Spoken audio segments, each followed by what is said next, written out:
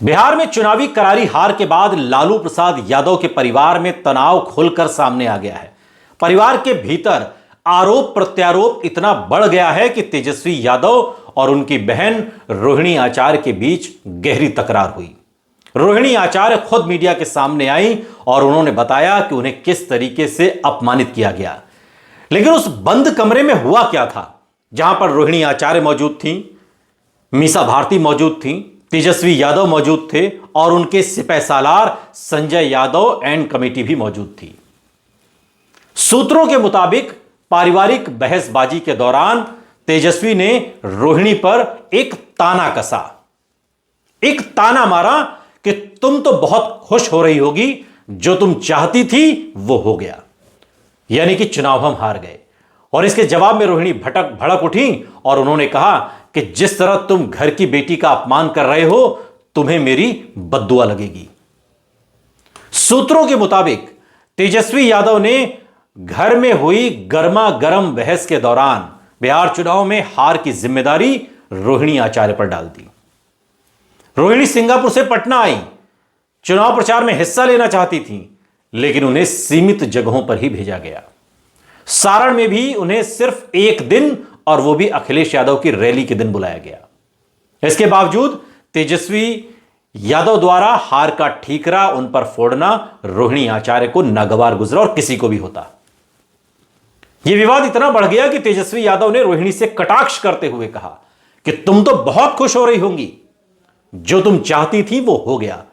और इस पर रोहिणी आचार्य ने फिर कड़ा जवाब दिया, तीखा जवाब दिया कि तुम जैसा व्यवहार कर रहे हो, मेरे दिल से बद्दुआएं निकल रही हैं, अभी और देखना, मेरी बद्दुआ तुम्हें और लगेगी।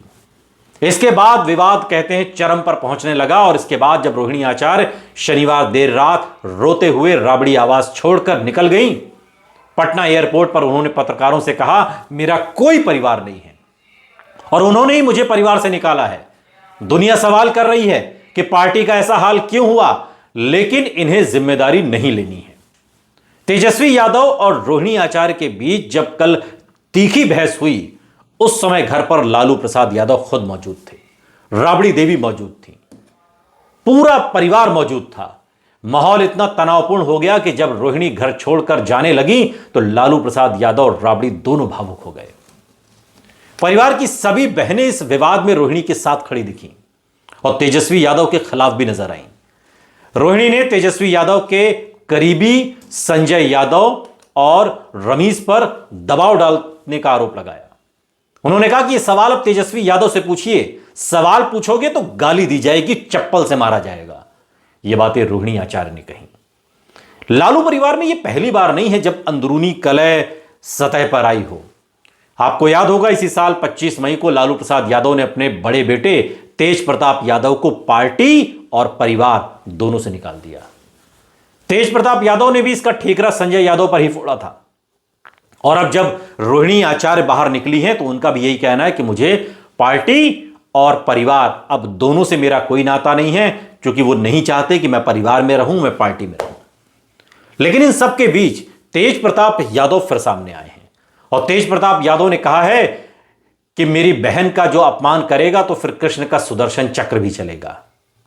लालू प्रसाद यादव को उनकी ताकत का एहसास दिलाते हुए, याद दिलाते हुए कि पिताजी आप बस एक इशारा कर दीजिए, ऐसे जयचंदों को बिहार की जनता जमीन में गाड़ देगी।